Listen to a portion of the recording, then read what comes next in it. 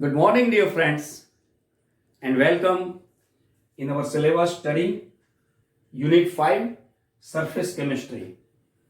પૃષ્ઠ રસાયણના આપણા આજના લેક્ચરમાં ગત લેક્ચરથી કન્ટિન્યુ કરીને આજનો જે આપણો એકમનો આ જે મુદ્દો છે અને એ છે 5.1.2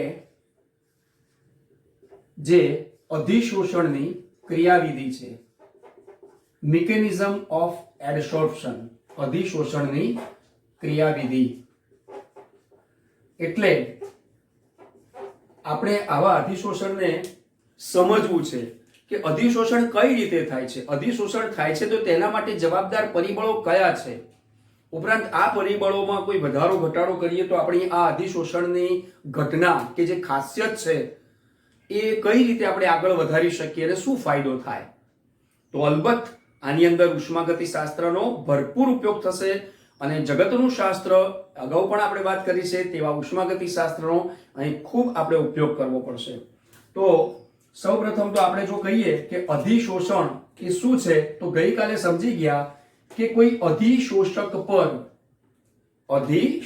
પર અધિશોષિત થનારા જે કણ છે અને એ અધિશોષિત થનારા કણ જે પરમાણુઓ કે અણુઓ કે જે વાયુ કે પ્રવાહી છે એકબીજાની સપાટી સાથે ત્યાં સંપર્કમાં રહી શકે છે. કોના? તો કે અધિશોષકના. Just example for the by figure. દાખલા તરીકે આપણે કહીએ કે આવી એક અત્યારે ઘન સપાટી લીધેલી છે જેને આપણે અહીં હું લખીશ કે ઘન સપાટી છે. આને આપણે નામ નિર્દેશન કરવું હોય તો હું એમ કહી શકું કે અધિશોષક તરીકે આપણે અત્યારે આનો ઉલ્લેખ કરીએ છીએ કે આપણી પાસે એક ચોક્કસ આવો કોઈ ધાત્વિક ટુકડો અથવા તો જે પણ પ્રક્રિયા કરવી છે તેના માટે એક અધિશોષક છે. બરાબર? આવા અધિશોષકમાં દાખલા તરીકે આ જે પણ આવી રીતે પરમાણુઓ કે અણુઓ કે જેનો પણ બનેલો જે ઘન પદાર્થ છે, ઘન પદાર્થને સ્વાભાવિક છે કે અણુ કે પરમાણુ કે કણ એ એટલા બધા નજદીકમાં હોય છે એટલે નિશ્ચિત આકાર ધરાવતું હોય છે. આપણે અગાઉ ઘન અવસ્થામાં ભણી ગયા છે. એવા ઘન સપાટી માટે અત્યારે આપણે આવા જો પરમાણુ સંખ્યાની જો વાત કરીએ તો આ રીતે અત્યારે આ ઘન સપાટી છે જે અધિશોષક તરીકે આપણે ઉપયોગ કરી રહ્યા છે. ખરેખર તો આ નરી આંખે ન પણ દેખી શકાય એટલા બધા નજદીકમાં તેવા ઘન કણ તેમના એક ચોક્કસ સમુચ્ચયથી જોડાયેલા છે. પરંતુ આપણે ઘન અવસ્થા પ્રકરણનો અભ્યાસ કર્યો કે આવા જે પણ કણ છે, પરમાણુ કે અણુઓ એ આવી કોઈ ઘન સપાટી પર અને એમાં પાછા એના પૃષ્ઠ એટલે સપાટી, આ ઘન પદાર્થ છે પણ એની સપાટી કહેતા આ થઈ એટલે આવી જે સપાટી જે છે આ સપાટી છે એ સપાટી પર તેના કણ કે પરમાણુઓ એ ચોક્કસ રીતે નિશ્ચિત રીતે એ નહીં હોય, હલનચલન કરે છે. તો સ્વાભાવિક છે કે તેમની ગોઠવણી અને તેમની વચ્ચેના બળ એ થોડા ઘટેલા હશે. ચોક્કસ. એટલે કે આવા કણ વચ્ચેનું એમનું જે બળ છે, જે ફોર્સ છે એ ઘટેલું છે. અને એવામાં હવે જો આની પર ધારો કે વાયુ બતાવવા માટે આપણે એમના કણને ખૂબ વચ્ચે જગ્યા બતાવવી પડશે. આવો વાયુ છે કે પછી પ્રવાહી કે જે અધિશોષિત થનારો પદાર્થ છે, આવા ધારો કે આ કણ એમના સંપર્કમાં આવે છે તો પ્રવાહી હોય કે ચાહે પછી વાયુ હોય કે કોઈ પણ એવો અધિશોષિત થનારો પદાર્થ હોય, આપણે આને વાયુ પ્રણાલી તરીકે લઈએ, પરંતુ તે અધિશોષિત છે એટલે કે તે અધિશોષક પર અધિશોષિત થાય છે. આ પણ અધિશોષિત થાય છે એટલે આવા પ્રવાહી કે વાયુઓના કણ કે જે અધિશોષિત થવાના છે અથવા તો થઈ રહ્યા છે, હવે જુઓ તેમની પર કેવા બળ લાગે છે. તો પહેલી વાત આપણે કરી ક્રિયાવિધિ સમજવા કે આપણી પાસે આવો કોઈ અધિશોષક છે, એ અધિશોષકના જે પણ પરમાણુ કણ કે અણુઓ છે તેમની વચ્ચે એકબીજાનું આકર્ષણ બળ હશે, કોઈ પણ પ્રકારનું બળ તો છે જ. આવું જે ફોર્સ છે એ ફોર્સ ધેટ મીન્સ બળ એ તેમની પૃષ્ઠ પર ચોક્કસ અને નિરંતર અથવા તો તે બળ એક ધારું સમતોલિત નથી હોતું, એક સમતોલિત નથી હોતું. એટલે શું થશે કે જ્યારે પણ આવા અધિશોષિત વાયુ કે પ્રવાહી હશે તે અધિશોષકની પૃષ્ઠ પર આવતાની સાથે આ રીતે પૃષ્ઠ પર આવતાની સાથે જ આવા કણ કે પરમાણુઓને જે પણ એમની પૃષ્ઠ સપાટી જોઈએ છે તેના અવશેષી બળો ઘટશે. સમજો મિત્રો, અવશેષી બળ જે છે ઘટે છે અને પરિણામે તે એકબીજાની સાથે સપાટી પર આકર્ષણ કરશે. એટલે આવા પ્રવાહી કે વાયુ અધિશોષિત આવા ઘન અધિશોષક પર કે જ્યાં એક ઘન અધિશોષક કે જે પૃષ્ઠ છે ત્યાં એક સમતોલિત કોઈ એવું ફોર્સ નથી, એટલે કે બળ નથી, અને પરિણામે તેમના પૃષ્ઠ બળમાં ઘટાડો થાય છે. આના કારણે અહીં પૃષ્ઠબળ ઘટે છે. આ પૃષ્ઠબળ ઘટે છે, ધેટ મીન્સ તેમની જે ઊર્જા જે છે પૃષ્ઠ ઊર્જા એમાં ઘટાડો થાય છે. એટલે એમ પણ લખી શકાય કે પૃષ્ઠ ઊર્જામાં ઘટાડો થાય. આ ઘટાડો થવો એટલે કે તેનો જે એન્થાલ્પીનો ફેરફાર છે, here is this is the enthalpy difference. કારણ કે એન્થાલ્પી છે તેનું નિરપેક્ષ મૂલ્ય નહીં માપી શકાય, તો પહેલા જે હતું એના કરતા તેની પૃષ્ઠ પર આવા પૃષ્ઠબળ ઘટવાના કારણે તેમની પૃષ્ઠ ઊર્જા ઘટે છે. That means that is the minus. ઘટાડો આપણે માઇનસ થી લઈએ છીએ. આનો મતલબ એ થયો કે અધિશોષણની આ ઘટના, આ તમામે તમામ અહીંયાથી જો આપણે વાત કરીએ તો આ અધિશોષણની જે ઘટના છે અથવા તો ખાસિયત છે અથવા તો જે પ્રક્રિયા છે એ અધિશોષણ એ ઉષ્માગતિકીય રીતે ઉષ્માક્ષેપક ગણી શકાય. બોલો મિત્રો, તમને પુરાવો થઈ ગયો? કેમ? કારણ કે તમે જુઓ ડેલ્ટા એચ માઇનસ થયું છે, જે આપણે એની અધિશોષણની ઘટનાની ક્રિયાવિધિથી અત્યારે સમજ્યા છે. But this is the by figure and virtual. No, આ વર્ચ્યુઅલ નથી, પરંતુ જે પ્રક્રિયાઓ થઈ ગયેલી છે, આપણી પાસે પુરાવા છે, તેના પર આધારિત આ એક ચોક્કસ અભ્યાસક્રમ કે અધિશોષણની આ ક્રિયાવિધિને આકૃતિ દ્વારા અથવા તો તેમની પ્રક્રિયા દ્વારા અને એ ક્રિયાવિધિ સમજવા માટે આપણે ઉષ્માગતિશાસ્ત્રનો નિરંતર સદંતર ઉપયોગ થઈ રહ્યો છે. એટલે ઉષ્માગતિકીય રીતે જો આ વાક્ય પર આધારિત ડેલ્ટા એચ માઇનસ આપણે સ્વીકાર્યું, પણ અહીંયા સાબિત થાય છે કે જ્યારે ડેલ્ટા એચ નું ઋણ મૂલ્ય મળે, આ ઋણ મૂલ્ય છે, તો ડેલ્ટા એચ નું મળતું આ જે ઋણ મૂલ્ય છે તે ઉષ્માગતિકીય રીતે ઉષ્માક્ષેપક પ્રક્રિયા સૂચવે છે. માટે ક્યારેય પણ એવો કોઈ એમસીક્યુઝ ઓપ્શનમાં પૂછાય કે અધિશોષણની ઘટના એ ઉષ્માગતિકીય રીતે કેવી, તો ઉષ્માક્ષેપક છે. અથવા તો ઉષ્માગતિકીય રીતે અધિશોષણની ઘટના માટે નીચેનામાંથી સાચું શું, તો ડેલ્ટા એચ નું ઋણ મૂલ્ય મળે છે. અથવા તો મૂલ્ય પ્રમાણે આપેલું હોય તો આપણે તેના મૂલ્ય પરથી ઓળખી શકાય. હવે થોડાક એનાથી આગળ જે છે એપ્લિકેશન બેઝ ક્વેશ્ચન પૂછાય, વેલ્યુ બેઝ ક્વેશ્ચન પૂછાય, મુક્ત ઉર્જા વિશે હોય, એન્ટ્રોપીના ફેરફાર વિશે હોય. તો ચાલો ત્યારે આપણે કાળી પેનથી ઉષ્માગતિશાસ્ત્રનું એક જે પ્રાપ્ય સમીકરણ છે મુક્ત ઉર્જા માટેનું કે delta H is equal to delta H minus T delta S, જેને હું બોક્સ બનાવી રહ્યો છું. આપણે આની અંદર કિંમતો મૂકવાની જો વાત કરીએ કે મુક્ત ઉર્જાનો ફેરફાર જો ધન મળે તો પ્રક્રિયા કેવી છે? અસ્વયંસ્ફુરિત, એટલે કે જાતે થતી નથી. પરંતુ સ્વયંસ્ફુરિત પ્રક્રિયાઓ હોય આપમેળે થનારી, તો ડેલ્ટાજી નું મૂલ્ય ઋણ મળવું જોઈએ. અને મહદઅંશે જ્યારે ડેલ્ટાજી ના ઋણ મૂલ્ય મળતા હોય છે, એટલે કે મુક્ત ઉર્જાનો ઘટાડો સૂચવતા હોય છે, તે પ્રક્રિયાઓ કોઈ પણ નિયંત્રણ વગર એટલે કે સ્વયંસ્ફુરિત થતી હોય છે. પરંતુ આ મૂલ્ય મેળવવા માટે આપણી પાસે અત્યારે ડેલ્ટાજી નું ઋણ મૂલ્ય મળે છે, એ અધિશોષણની ઘટના માટે આપણે લાગુ પાડીએ છીએ. પરંતુ ચાલો આગળ અભ્યાસ કરીએ. તો જુઓ, અધિશોષણની ઘટના માટે ખૂબ જવાબદાર છે કે તેનું તાપમાન. અને હા મિત્રો, આ તાપમાન પર આધારિત જ આપણે અધિશોષણના પ્રકાર પણ નેક્સ્ટ લેક્ચર્સમાં ભણવાના છે. તો આ તાપમાન પર આધારિત જ્યારે એન્ટ્રોપીના ફેરફારની વાત કરીશું, સો નાઉ લુક હિયર. જો પૃષ્ઠ ઊર્જામાં શું થયું છે? ઘટાડો. ધેટ મીન્સ ઊર્જા ઘટે છે.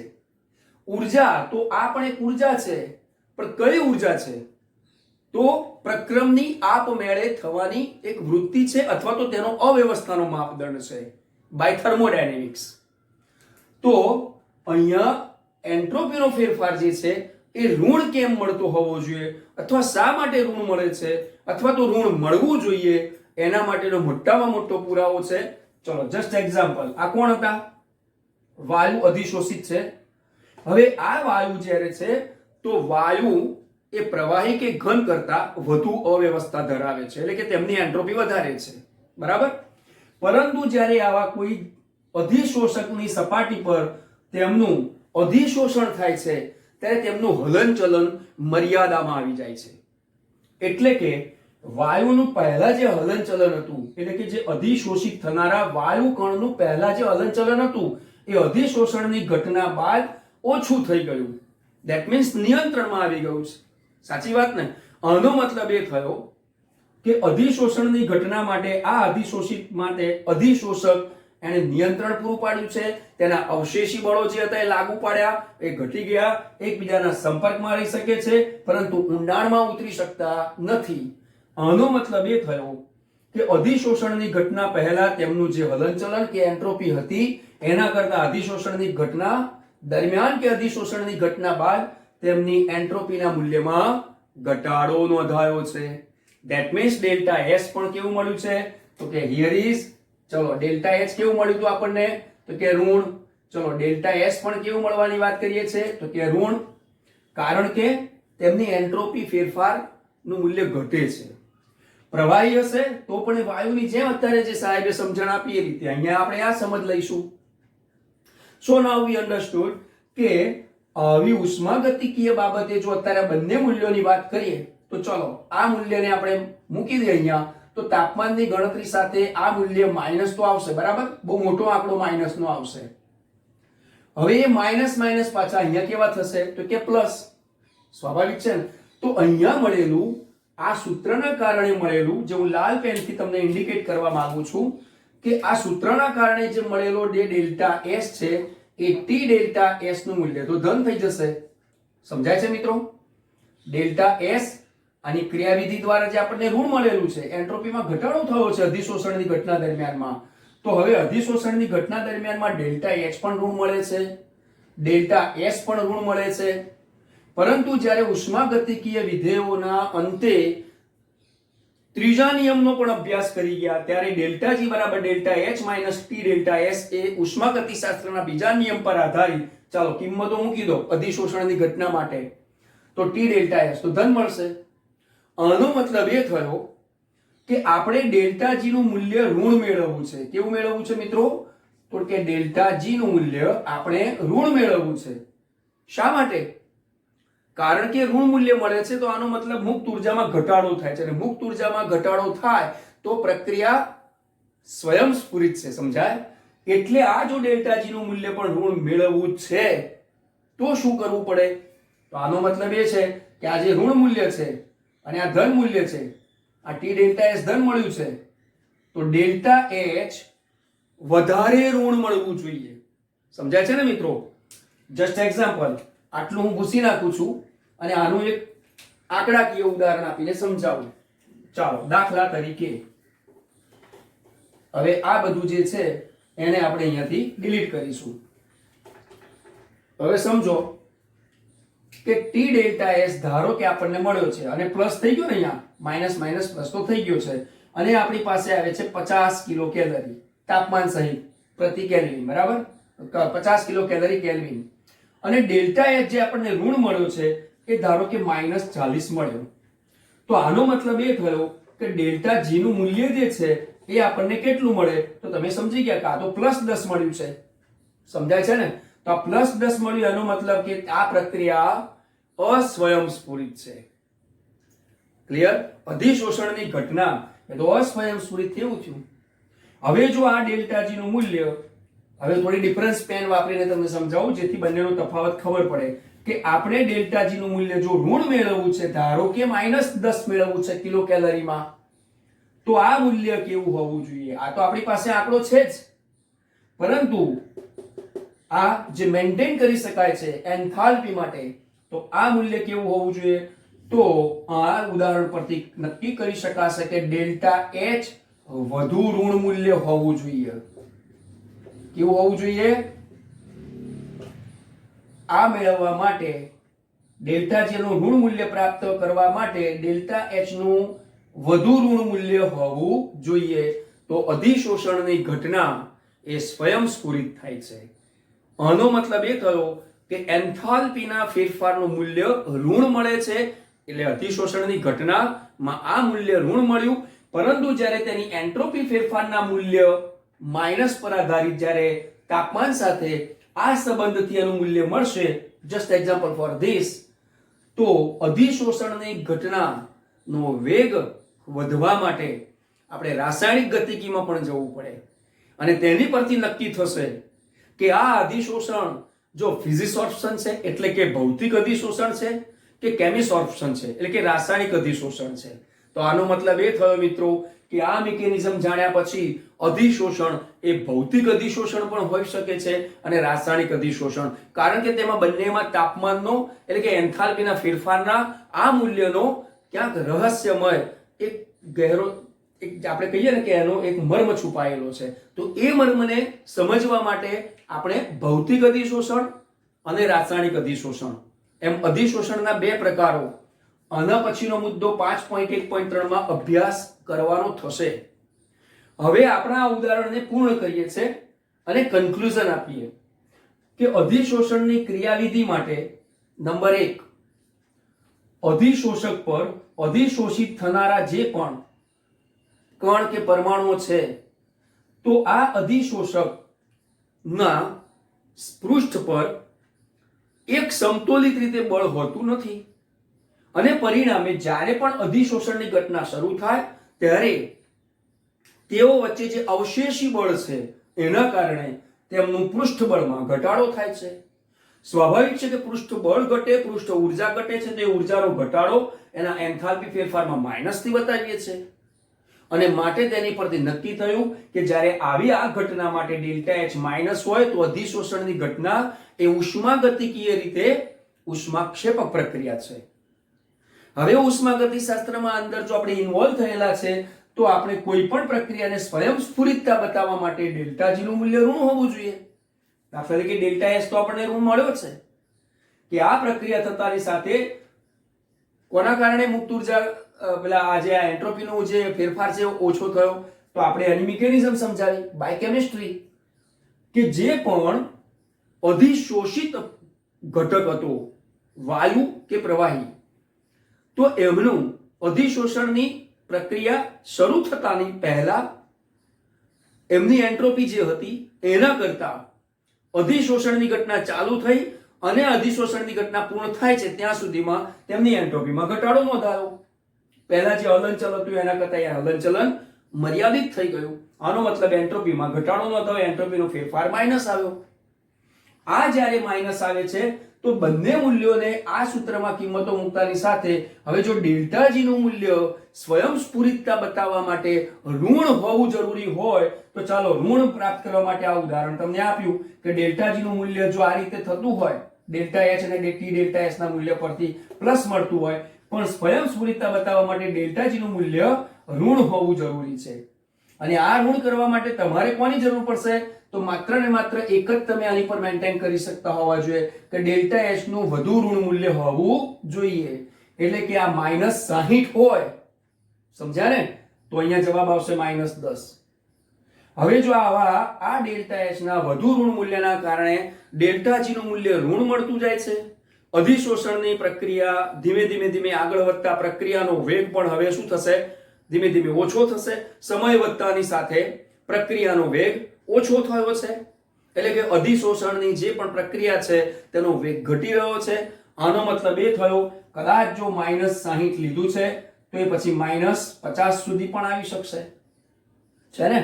એટલે ડેલ્ટા એચ નું મૂલ્ય -60 લેતાની સાથે જવાબ પહેલા મળશે -10, પછી -50 ની સાથે આવશે ત્યારે જવાબ મળશે 0. આનો મતલબ ડેલ્ટા જી શૂન્ય બને છે. ડેલ્ટા જી શૂન્ય બને તો એનો મતલબ એ થયો કે સંતુલનમાં છે, ઘટના સંતુલનમાં છે. તો મિત્રો આ એની ક્રિયાવિધિથી આટલું સ્પષ્ટ સમજી શકાય છે કે અધિશોષણની ઘટનાને સંતુલિત ક્યારે કરવી, અધિશોષણની ઘટના કે પ્રક્રિયાને વેગવંતી ક્યારે બનાવવી, વેગવંતી બનાવવા માટે ડેલ્ટા એચ નું વધુ ઋણ મૂલ્ય જરૂરી છે, અને જો તેને પ્રક્રિયાનો વેગ ધીમો કરવો છે તો પછી સ્વાભાવિક છે કે -60 -50 અને જો તેને કદાચ એ અસંતુલિતમાં નિયંત્રણ પર લાવવી છે તો પણ ડેલ્ટા એચ નું મૂલ્ય છે. આમ એન્થાલ્પીનો ફેરફાર એ અધિશોષણની ઘટના માટે એક બહુ જ મહત્વનું પરિબળ છે એન્થાલ્પી. અને એના જ કારણે હવે આવા બે અધિશોષણોનો નેક્સ્ટ લેક્ચરમાં અભ્યાસ કરીશું કે જે ભૌતિક અધિશોષણ છે અને રાસાયણિક અધિશોષણ છે. વિદ્યાર્થી મિત્રો, આપણા પાઠ્યપુસ્તકમાં તેને તફાવતની રીતે ઘણા બધા મુદ્દા ડાબી અને જમણી બાજુના કોષ્ટક તરીકે એમાં 2 કોલમમાં આપેલા છે. જેટલો અત્યાર સુધીમાં અભ્યાસ થયો છે તેનું વાંચન કમ્પ્લીટ કરી અને જો તમે કદાચ આ બંને તફાવતોને વાંચો તો ઘણો બધો ખ્યાલ આવી શકે એમ છે. અને જો તમે આ રીતે થોડું પ્રિપેરેશન કરીને નેક્સ્ટ લેક્ચરમાં આવશો તો વધારે યોગ્ય દેખાશે. તો હવે મળીશું નેક્સ્ટ લેક્ચરમાં કે જે ભૌતિક અધિશોષણ, રાસાયણિક અધિશોષણ, જે બંને એમના પ્રકારો છે. ત્યાં સુધી wish you all the best.